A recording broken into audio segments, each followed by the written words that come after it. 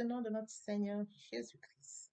De la bienvenue sur cette chaîne, l'unique véritable Dieu, où je partage la parole vivante, la parole efficace, la parole créative, celle qui était au commencement. Au commencement était la parole était avec Dieu, la parole était.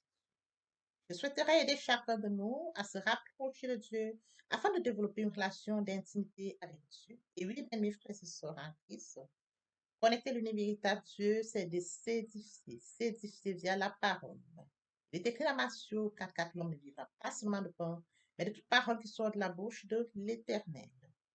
Connecter l'univers véritable Dieu, c'est de partager. Je connecte cette chaîne pour partager la parole de Dieu. Et je vous prie, bien mes frères et sœurs, après vous être édifiés, de partager autour de vous afin d'aider à l'éducation des autres. Connecter le véritable Dieu, bien mes frères et sœurs en Christ, c'est de grandir spirituellement. Vous allez recevoir plus d'enseignements, ce qui vous permettra de grandir spirituellement. Et oui, bien mes frères et sœurs en Christ, grandir spirituellement vous permettra, bien mes frères, de vous rapprocher davantage de votre Dieu. Bien mes frères et sœurs en Christ, il est écrit dans la parole de Dieu, il y aurait plus de joie au ciel, juste pour un seul pécheur qui se repent. 99 justes qui n'ont pas besoin de repentance. Et oui, bien mes frères et sœurs en Christ, je vous invite donc à vous joindre à moi, afin qu'ensemble nous partagions au maximum la parole de Dieu. Et sur ce, plusieurs personnes vont se repentir et se convertir. La parole touchera les vies, elle changera les vies, elle transformera les vies, elle illuminera les cœurs, elle édifiera les vies. De la sorte, nous allons inonder le ciel de joie et encore de joie. Dieu de grâce, Dieu d'amour, de miséricorde, je te dis merci. Merci pour ce moment précieux et précieux que tu me donnes de venir partager ta parole. Merci pour le courage, merci pour la détermination. Merci parce que tu me donnes la force de tenir. Merci pour l'inspiration. Tu dis dans ta parole que tout ce qui respire l'Éternel, je te louerai tous les jours de ma vie. L'honneur, la gloire, l'adoration te reviennent pour les siècles des siècles. Au nom de Jésus-Christ, je t'ai prié. Amen. Bien-aimés dans le Seigneur, je me réjouis de revenir partager avec vous en ce moment précis et précieux la parole de Dieu. Il est écrit dans la parole de Dieu que tout ce qui respire loue l'Éternel. Louons l'Éternel par cette très belle chanson.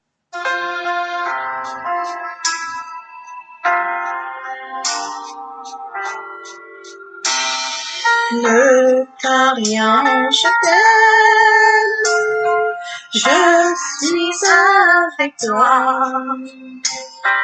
Promesse suprême qui soutient ma foi. La sombre vallée n'a plus de terreur.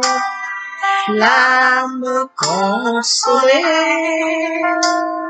je marche avec mon sauveur. Non, non, non, non, jamais tout seul. Non, jamais tout seul. Jésus mon sauveur me garde, jamais ne me laisse seul. Non, non, non, non, jamais tout seul. Non, jamais tout seul.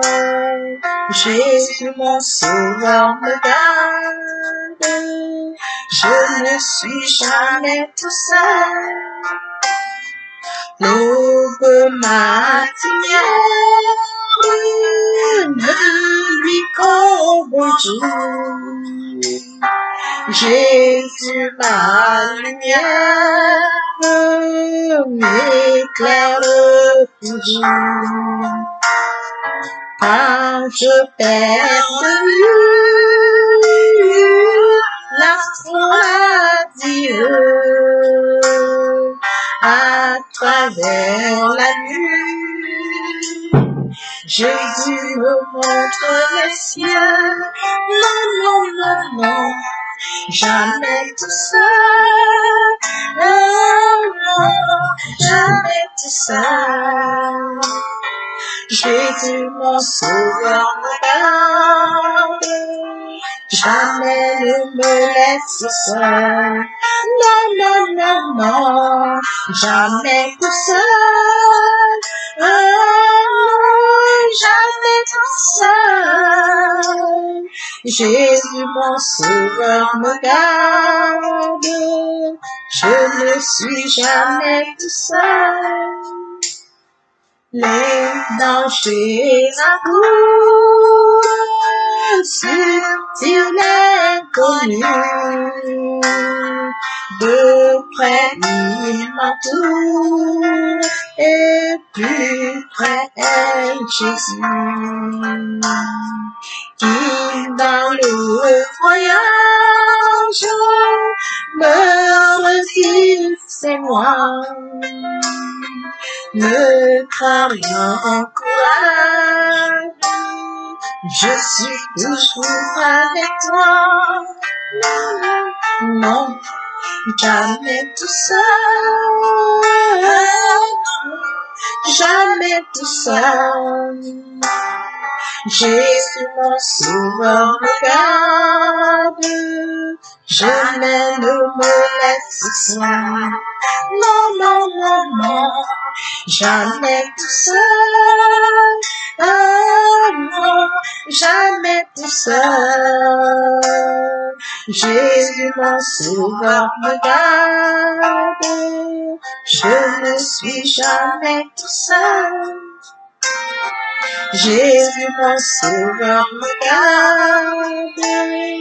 Je ne suis jamais tout seul. Jésus, mon sauveur, me garde. Je ne suis jamais tout seul.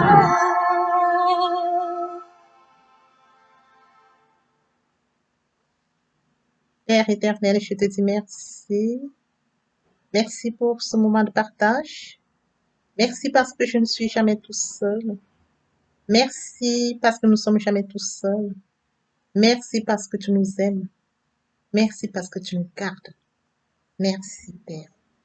L'honneur est à toi. La gloire est à toi. L'adoration est à toi. Pour les siècles des siècles, nous nous avons prié. Amen. Nous, Seigneur, passons en prière. Père éternel, je viens bénir ton nom ce matin, t'élever, t'honorer, t'élever, t'acclamer, célébrer ta grandeur. Le Dieu grand, le Dieu bon, le Dieu juste, le roi des rois, l'alpha, l'oméga, le début et la fin de toutes choses, digne Dieu. Merci pour ce matin, pour ce jour. Merci pour la santé divine, la protection divine, la sécurité divine. Comptez parmi les vivants, Père, nous te sommes infiniment reconnaissants. Esprit Saint, viens sanctifier les lieux. Reste autour de nous un mur de feu afin d'éloigner toute influence négative qui pourrait nuire à ma prière. Arrange, sécurise-la. Conduis-la afin qu'elle parvienne agréablement aux oreilles de mon Dieu. Merci, Saint-Esprit. Père, je te dis merci pour ce moment précieux et précieux que tu me donnes de venir honorer à ce rendez-vous, partager ta parole. Qu'elle touche à corps ce matin, qu'elle touche les vies, change les vies, transforme, sauve les vies, illumine les cœurs, tu sais le faire. L'honneur, la gloire et l'adoration te reviennent pour les siècles des siècles. Au nom puissant de Jésus-Christ, je t'ai prié. Amen. Oui, bien, mes frères et sœurs en Christ, aujourd'hui nous allons lire Genèse 39 à partir du verset 7. Là, il est écrit. Après cela, la femme de son maître porta les yeux sur Joseph et dit, couche avec moi. Il refusa et lui dit, mon maître ne prend connaissance de rien avec moi dans la maison. Il m'a confié tous ses biens. Personne n'est plus grand que moi dans cette maison. Et il m'a dit, il m'a rien interdit, sauf toi parce que tu es sa femme. Comment pourrais-je commettre un aussi grand mal et péché contre Dieu? Elle parlait tous les jours à Joseph, mais il ne l'écoutait pas et refusait de coucher avec elle. De coucher avec elle, d'être avec elle. Un jour, il était entré dans la maison pour accomplir son travail. Il n'y avait là aucun des gens de la maison. Elle l'attrapa par son habit en disant, couche avec moi. Il lui laissa son habit dans la main et sortit. Lorsqu'elle vit qu'il lui avait laissé son habit dans la main et qu'il s'était enfui dehors, elle appela les gens de sa maison et leur dit, regardez, il nous a amenés en Hébreu pour abuser de nous. Cet homme s'est approché de moi pour coucher avec moi. Mais j'ai poussé de grands cris. Quand il a entendu que je me mettais à crier, il a laissé son habit à côté de moi et est sorti. Elle posa l'habit de Joseph à côté d'elle jusqu'à ce que son maître rentre à la maison. Et elle lui tint alors ce discours. L'esclave hébreu que tu as, l'esclave hébreu que tu nous as amené s'est approché de moi pour abuser de moi. Comme je me suis mise à crier, il a laissé son habit à côté de moi et s'est enfui dehors. Oui, bien, mes frères et sœurs en Christ dans le Seigneur, nous allons poursuivre notre enseignement intitulé Qui suis-je? Qui sommes-nous? Il est question de Joseph, ce petit phare. Frères et sœurs en Christ, permettez-moi d'aborder un point très important, celui de mourir en soi, et de naître en Christ via la repentance et la conversion. Nous étions de leur ordre, loin du Père, loin de la source, loin de notre premier amour. Par la grâce de Dieu, nous sommes repentis, nous avons été lavés, nous avons été sanctifiés, nous avons été justifiés. Qu'en est-il de notre prochain? Mon prochain est une créature merveilleuse, admirable, unique, spéciale, faite à l'image et à la ressemblance de Dieu. Mon prochain est loin du Père, loin de la source, loin de son premier amour. Il décline la parole de Dieu, mon peuple périt faute de connaissance. Conscient de ce fait, frères et sœurs en Christ, joignez-vous à moi afin qu'ensemble nous partageons la parole au maximum. Nous recevrons la parole, ils vont s'édifier, ils reviendront au Père, ils reviendront à la source, à leur premier amour. Oui, frères et sœurs en Christ, de la sorte, nous allons inonder nos joies. De la sorte, nous allons inonder le ciel de joie et encore de joie. Je consacre la deuxième partie de mon enseignement à cela où j'apporte plus de détails pour ce qui est la repentance et la conversion, et je vais suivre la prière. La troisième partie fait suite à la deuxième. Les questions de la nouvelle vie. En quoi consistera la nouvelle vie? Oui, frère, je sors en Christ, de comprendre qu'en 24 heures, je veux consacrer un temps à la rencontre de mon Dieu. Un temps où je vais rencontrer Dieu. Je vais méditer la parole. Au commencement était la parole était avec Dieu, la parole était Dieu sur ce. Revenons à notre enseignement de ce jour. Qui es-tu? Qui suis-je? Qui sommes-nous? Et oui, frères et sœurs en Christ, nous parlons du cas de Joseph.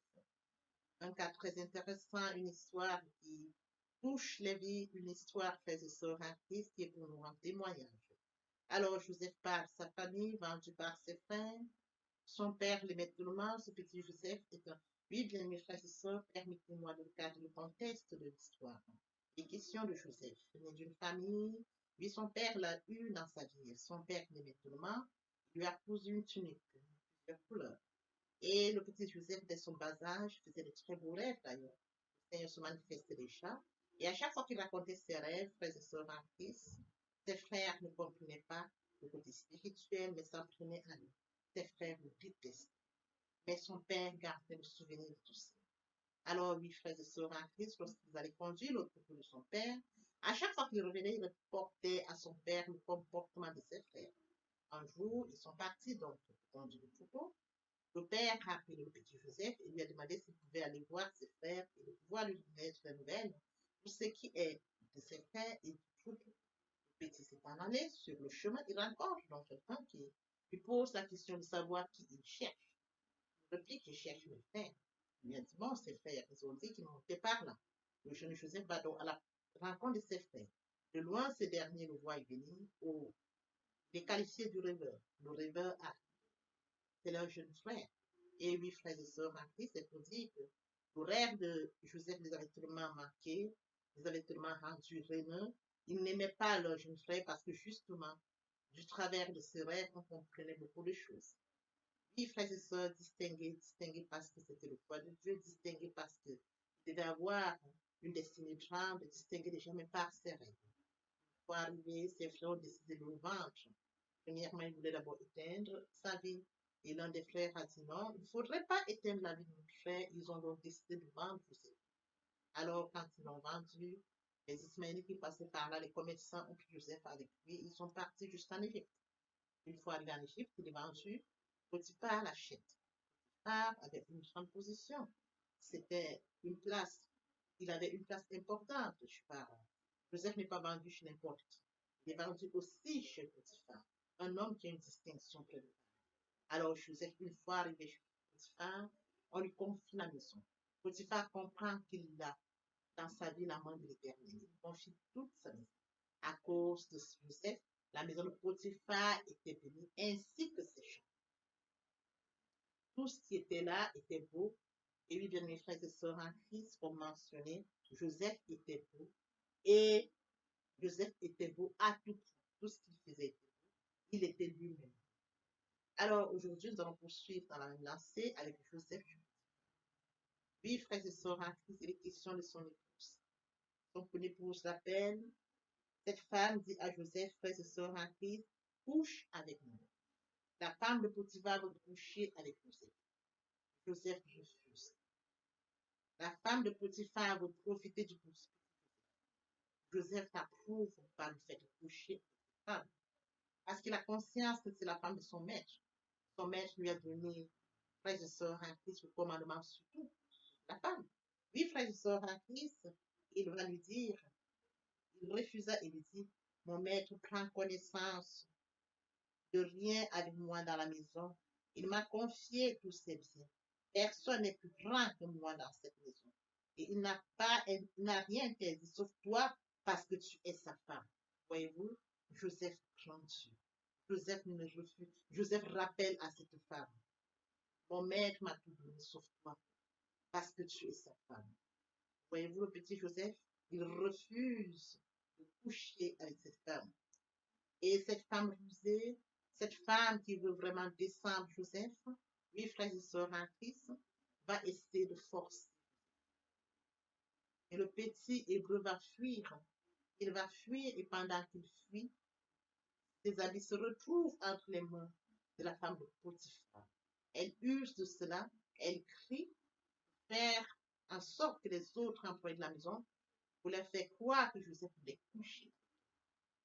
Voyez-vous, cette mauvaise personne, mal intentionnée, cette femme qui voulait faire mal à Joseph. Parce que dites-vous, une femme qui est digne, une femme qui a une certaine classe, une femme qui a une certaine responsabilité, l'épouse de Potiphar, ne devait pas se rabaisser à ce point, ne devait pas poursuivre Joseph pour avoir des rapports avec lui. Elle est mariée au maître. Et Joseph est là comme employé. C'est Joseph, frère et sœur en Christ, béni. À cause de lui, la maison est bénie. Cette femme n'a pas compris que la main de Dieu était sur Joseph, comme Potiphar l'a compris. Cette femme n'a pas compris que par Joseph, la maison était bénie. Cette femme voulait aller très loin dans la dureté, au point d'avoir des rapports avec le petit Joseph. Et oui, bien, mes frères et sœurs en Christ, il n'a pas cédé à ça. Voilà ce qui va lui coûter pour Joseph. Voilà ce qui sera la cause de la séparation de Joseph avec son maître. Une fausse accusation, un mensonge. La femme de Potiphar n'a pas regardé à l'Éternel. La femme de Potiphar n'a pas regardé au bienfait que Dieu leur accorde par la présence de Joseph dans leur maison. Mais la femme de Potiphar, frères et sœurs en Christ, a brisé cette relation entre Joseph et Potiphar. La femme de Potiphar a brisé le contrat qui existait entre Joseph et Potiphar. La femme de Potiphar a arrêté, frères et sœurs en Christ, la bénédiction qui pleuvait dans sa maison. Oui, frères et sœurs en Christ, le mensonge a des courtes jambes. Le mensonge, frères et sœurs en Christ, n'est pas porteur. Joseph a été très sage. Joseph lui avait répondu sagement. Même malgré cela, quand elle voulait forcer, frères et sœurs, il s'est échappé. Nous devons nous échapper. Révélons à nous. Oui, frères et sœurs en Christ, je voudrais que nous comprenions ceci. Car nous sommes bénis, comme Joseph, des distingués, comme Joseph. Dieu, à la main de Dieu est sur notre vie, comme Joseph. Nous devons faire beaucoup attention. Nous devons comprendre que quand nous sommes bénis, la main de l'Éternel est sur nous. L'ennemi aussi convoite notre personne. L'ennemi veut avoir des rapports avec nous. l'ennemi va nous détacher de notre Dieu. C'est de ça dont il est question. L'ennemi voudrait que Dieu sorte de notre vie. Parce que quand nous sommes bénis, l'ennemi, lui, de son côté, nous digère. C'est indigeste pour nous. Qu'est-ce que l'ennemi fait? Il utilise des voies et moyens pour nous détacher de notre relation avec Dieu. La femme de Potiphar voulait avoir des relations sexuelles avec Dieu. Les relations sexuelles ne sont pas approuvées par Dieu. Joseph s'est échappé. Comme lui, il s'est échappé, frères et sœurs en Christ, nous devons bien évidemment nous échapper. Si nous avons une relation avec Dieu, une relation intime avec Dieu, nous sommes bénis, frères et sœurs en Christ. Restons connectés. Ne nous éloignons pas par Dieu, nous ne nous éloignons pas à Dieu parce que justement, on nous a fait une proposition, une relation où quelqu'un vient nous dire, couche avec nous. Ne cédons pas, ne cédons pas aux propositions, frères et sœurs en Christ, qui vont nous éloigner de notre Dieu. Ne cédons pas aux propositions qui vont nous éloigner et briser notre relation avec Dieu. Joseph a été sage. Il a refusé.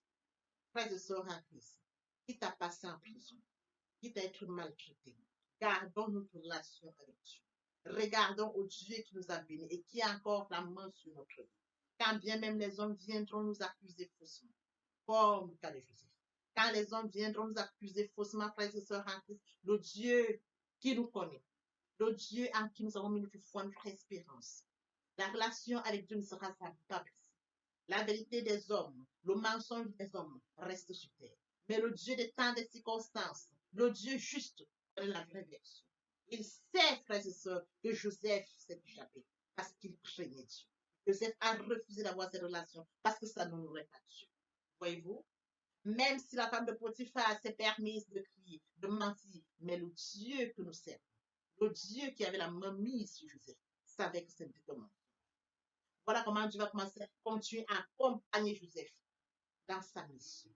L'accompagner dans la réalisation de sa mission. Je voudrais que nous comprenions ceci, frères et sœurs en Christ. Qu'importe les accusations, qu'importe les propositions qu'on fait, quand une proposition ne n'honore pas Dieu, quand nous rendons compte que ça ne cadre pas, frères et sœurs en Christ, c'est un non. Nous refusons cela.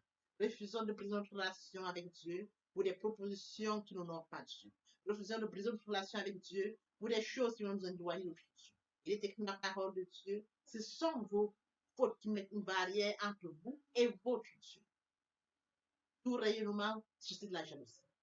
La gloire suscite de la jalousie. Quand Dieu a une main sur vous, ça suscite de la jalousie. Soyez conscient de cela. Soyez conscient de ce que Dieu a une main sur votre vie, ça suscite de la jalousie. L'ennemi s'élève et veut briser ça. Voilà pourquoi nous devons rester connectés en permanence avec Dieu. Et demander à Dieu de veiller sur nous et de nous éloigner de tout mal, de tout danger. C'est très important, bien mes frères et sœurs en Christ, dans notre relation avec Dieu, conscient que Dieu n'accepte pas ça. Il n'approuve pas que nous puissions avoir des rapports, frères et sœurs en Christ, avec des hommes. Nous devons refuser cela et de rester connectés avec le Dieu trois fois seul, qui nous a fait à son image et à sa ressemblance. Oui, frères et sœurs en Christ, le monde vous jugera, le monde vous insultera, le monde va vous maltraiter. Mais le Dieu qui a la vraie version va reprendre. Le Dieu qui a la vraie version va changer la situation. Le Dieu qui a la vraie version va les confondre. Ils croiront beau vous insulter, vous condamner. Mais la condamnation sera retournée contre eux. Vous serez libérés. Parce qu'on sert un Dieu juste. Au cas de Joseph, lors de l'enseignement qui suivra ceci, nous servira, frères et sœurs en Christ, de témoignage encore et encore. Papa, je t'aime. Papa, je t'aime. Oh. Papa, je t'aime. Tu es mon papa. Papa, je t'aime. Papa, je t'aime. Oh.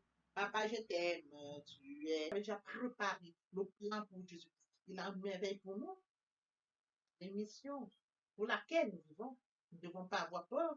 Nous devons rester fidèles, connectés à Dieu et non être distraits. Alors que cet enseignement nous serve, nos frères et sœurs en Christ, et que nous puissions, oh Dieu, continuer à rester fidèles à lui et à lui seul. Il est écrit, Dieu n'est pas un homme pour mentir, nous sommes pour se repentir. Ce qu'il a dit, ne le fera-t-il pas? Ce qu'il a déclaré, ne le déclarera-t-il pas? Papa, papa, je t'aime. Oh, papa, je t'aime. Tu es mon Papa, papa, je t'aime. Papa, je t'aime. Oh. Papa, je t'aime, mon Dieu. Voici nous allons poursuivre les deuxième et troisième partie de notre enseignement. Partie riche et importante pour compléter cette prière pour notre édification. Nous préparons l'oreille pour la suite. Merci. Oui, bien, mes frères et sœurs en Christ, dans le Seigneur, je vous ai bien évidemment que nous comprenions que il est très important de vivre proche de Dieu.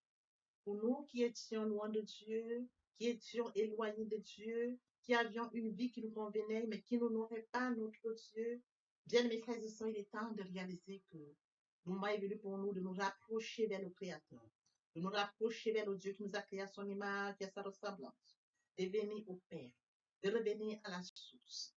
Bien mes frères et sœurs, en Christ, il est très difficile de vivre loin de sa destinée. Voyez-vous, permettez-moi de forcer par le son à côté de la mer.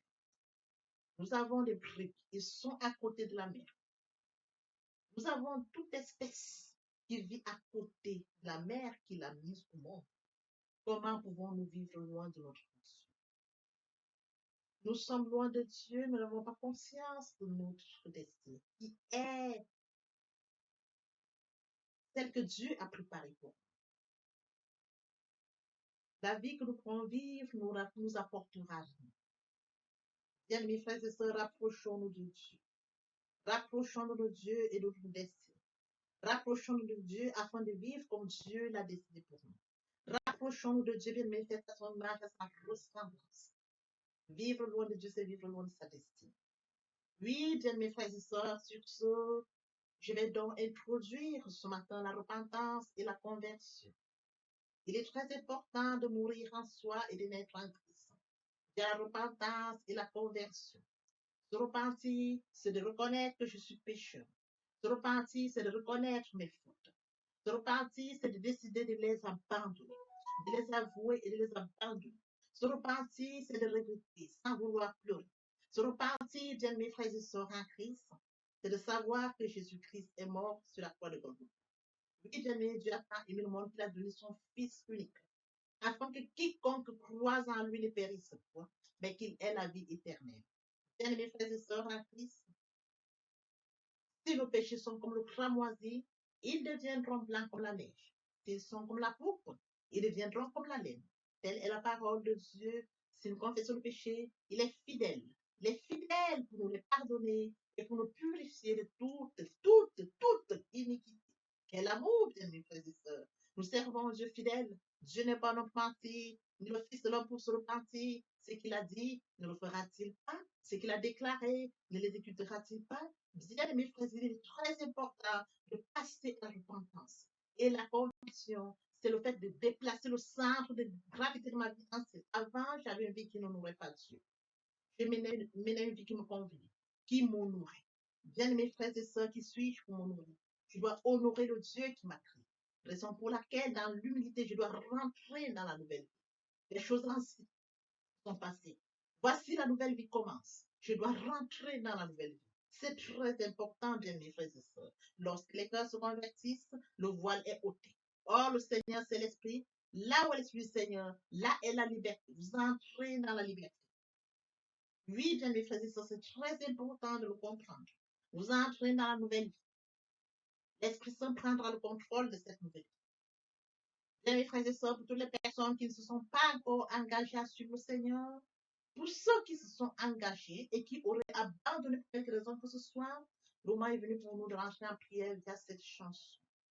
Je m'approche de toi, Seigneur Jésus, je m'approche de toi, source de vie, source de vie, source de vie. Mon sauveur, bénis-moi, source de vie, source de vie, source de vie, mon sauveur, bénis. Répétez après moi la prière. Seigneur Jésus, je sais que tu es mort pour moi et le troisième jour tu es ressuscité. Je m'engage dès ce jour de t'accepter comme Seigneur et Sauveur. Merci Seigneur Jésus pour l'œuvre de la croix. Merci pour le sang. Merci pour l'amour que tu m'accordes. Amen. Tendre Père Céleste, merci pour les âmes précieuses. Merci pour leur engagement de ce matin. Père, je te prie de veiller sur eux, afin qu'ils restent attachés à toi et à toi seul, l'unique véritable. L'honneur, la gloire et l'adoration te reviennent pour les siècles des siècles, au nom puissant de Jésus-Christ.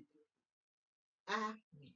Et bien, mes frères et sœurs en Christ, dans le Seigneur, après la repentance et la conversion, il est très important d'adopter la nouvelle vie, de mettre en pratique la nouvelle vie.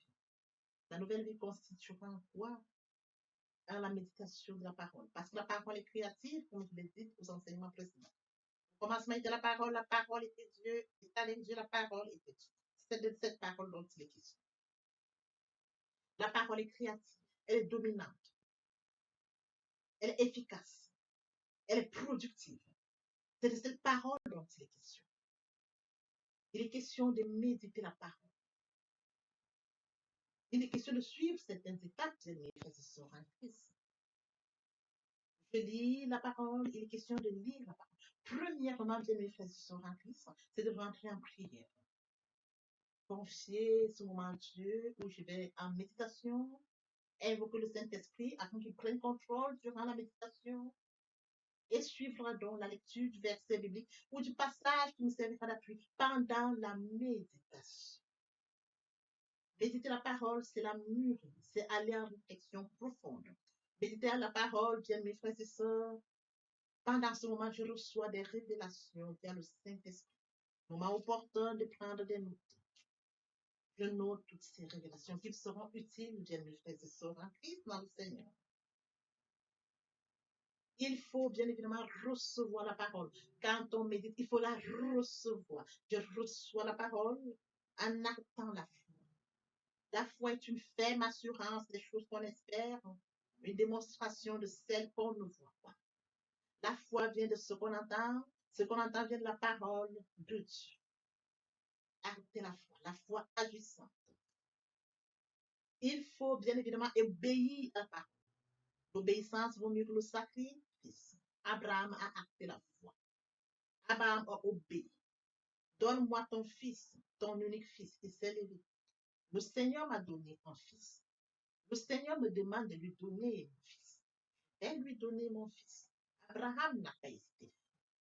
Bien, mes frères et sœurs, qu'il est difficile à bon nombre d'entre nous, dans le cas d'Abraham, quand on leur demande seulement leur fils unique pour rendre service à un certain X ou Y, il leur est difficile. Abraham s'est levé avec son fils unique. Il est parti comme le Seigneur le lui avait dit. Et sur les lieux, le Seigneur lui a présenté un animal qu'il devait prendre à la place de son fils. Acter la foi, perdre la foi, Abraham. Oui, bien mes frères et sœurs en Christ, nous devons mettre en pratique la parole. La parole que nous avons lue. Nous l'avions méditée. Nous mangeons la parole, nous buvons la parole. Nous actons la foi. Nous obéissons à la parole. La parole sans sémence, elle est porteuse. C'est dans le moment où il faudra mettre en pratique la parole. Oui, bien mes frères et sœurs en Christ, en louange la parole, en adoration la parole, en jeûne et prière la parole. Déclarer la parole au moins opportun. Là, c'est très important. Qu'est-ce que je déclare? Il est question de cerner la situation à laquelle je fais face. Est-ce une situation de maladie? Très bien. Et quels sont les versets bibliques qui me permettront de rentrer en prière? C'est de ça dont il est question. Quand je lis la parole, je prends connaissance des versets bibliques. Je les lis, je comprends, je note. Je note au fur et à mesure. Je note. Je vous apprendrai ça au fur et à mesure de mon enseignement. Pour que vous puissiez prendre connaissance des versets bibliques et comment est-ce qu'on pourra les noter par catégorie, les classes pour mieux comprendre. Je les note et je m'en sers au moment opportun. La situation à laquelle je fais face, quel est le verset biblique? D'où l'utilité de la méditation, la parole. Dieu. La parole depuis le commencement. Frères et sœurs, lorsque vous voulez bénir quelqu'un, vos parents vous bénissent via la parole. Toute chose, vous déclarez une parole. Dans de déclarer la parole face à une situation, la parole vivante, la parole efficace, la parole productive, la parole qui est au commencement, la parole qui est Dieu, je la déclare avec foi. Je la déclare. Et la parole est porteuse. Il est écrit, ma parole ne retourne point à moi, sans avoir exécuté ma volonté et accompli mes désirs. La parole. C'est cette parole qui va s'exécuter. Parce que Dieu est ça, et sa parole, depuis le commencement. Oui, bien mes frères et sœurs en Christ, voici comment est-ce que nous allons commencer cette nouvelle vie. Nous allons laisser l'ancienne vie, nous rentrons dans une nouvelle vie. Je voudrais que nous comprenions étape par étape comme un enfant qui fait ses pas. Il vient de naître, il vient dans un nouveau monde. On lui donne d'abord le lait. Au fur et à mesure dans son évolution, on lui donne ce dont il a besoin. Il grandit tout doucement. Telle est la situation à laquelle je voudrais que, bien mes frères et sœurs en Christ, vous adaptiez comme un enfant, de manière progressive, pour comprendre comment on évolue dans la foi, comment on grandit via la parole de Dieu. Oui, bien mes frères et sœurs en Christ, aimer Dieu, c'est d'accorder la priorité au royaume. Aimer Dieu, c'est de lire sa parole, méditer sa parole, mettre sa parole en pratique. Aimer Dieu, c'est de partager la parole. Aimer Dieu, bien mes frères et sœurs en Christ, c'est de partager autour de soi et encore plus. Aimer Dieu, c'est de tendre l'oreille aux besoins de mon prochain. C'est d'assister mon prochain si besoin est. Aimer Dieu, c'est de participer à l'édification, de courir après les âmes. Aimer Dieu, bien mes frères et sœurs en Christ. Pour mentionner la parole de Dieu, il y aurait plus de choses au ciel, juste pour un seul péché. C'est d'exploser le ciel. D'amener plusieurs à la repentance, à la conversion, via le partage de la parole. Ils viendront par curiosité, bien mes frères et sœurs. Lorsque nous allons manifester l'amour de Dieu de la sorte, ils verront cet amour. Ils seront surpris de notre amour. Mais qu'est-ce qu'ils ont? Qu'est-ce qui les touche? Dans cette curiosité, ils viendront comprendre pourquoi, comment nous manifestons l'amour naturel, l'amour qui vient de Dieu. Et alors, bien mes frères et sœurs, nous leur dirons, il est mort sur le Golgotha pour toi et pour moi. Cet amour, nous l'avions. Et toi aussi, tu peux l'avoir via la repentance et la conversion. Nous amenons les âmes à la repentance, à la conversion. Nous participons à l'éducation, à la repentance. Nous allons courir pour amener les âmes au Père. Oui, bien mes frères et sœurs en Christ. De la sorte, nous allons amener. Ils viendront, ils se joindront à nous. Voyez-vous, nous allons former encore plus et plus. Et que tous ensemble, nous serons encore plus efficaces pour recourir derrière d'autres. Tel est le travail que nous avons. C'est de courir après les amener, et qu'ils restent, qu'ils se joignent à nous, et qu'ensemble nous allions encore à la conquête d'autres. C'est de ça qu'il est question, bien mes frères. C'est un travail. Je me dois de le faire. Tu te dois de le faire, que chacun y mette du sien. Exploser le ciel, comme mentionné dans la parole, il y aurait plus de choses. Dans l'espoir que cet enseignement était enrichissant, je vous prie de le partager au maximum pour participer à l'édification des autres. L'herbe sèche, la fleur tombe, mais la parole de Dieu demeure éternellement. Que l'Éternel Dieu vous bénisse, ainsi vos familles respectives. À très bientôt. Amen. Bien, mes frères et sœurs en Christ, et mon Dieu, et mon Dieu, et mon Dieu, aimer Dieu, c'est d'accorder la priorité au royaume. Aimer Dieu, c'est de reconnaître que Christ est mort sur le Golgotha pour toi et pour moi. Aimer Dieu, c'est d'accepter l'œuvre de la croix. Aimer Dieu, c'est d'accepter de mourir en soi et de naître en Christ. Et la repentance et la conversion. Aimer Dieu, bien mes frères et sœurs, c'est tendre l'oreille à l'écoute pour mon prochain. Aimer Dieu, bien mes frères et sœurs, c'est de partager la parole. Partager afin qu'elle puisse toucher le maximum de personnes aux extrémités de la terre. Aimer Dieu, c'est de permettre à ce que ceux-là qui sont loin de Dieu reçoivent la parole et viennent à la repentance et à la conversion. Aimer Dieu, bien mes frères et sœurs, c'est de participer à l'édification du ciel, car il est écrit, il y aurait plus d'eau au ciel, juste pour un seul pécheur qui se repent, que pour 99 justes qui n'ont pas besoin de repentance. Oui, bien mes frères et sœurs, en Christ de la sorte, nous manifestons l'amour de Dieu. Qui pourrait me séparer de l'amour de Dieu? C'est la tribulation, l'angoisse, la persécution, ou la faim, ou la nudité, ou l'épée, ou le péril, rien de cela ne pourrait nous séparer de l'amour de Dieu.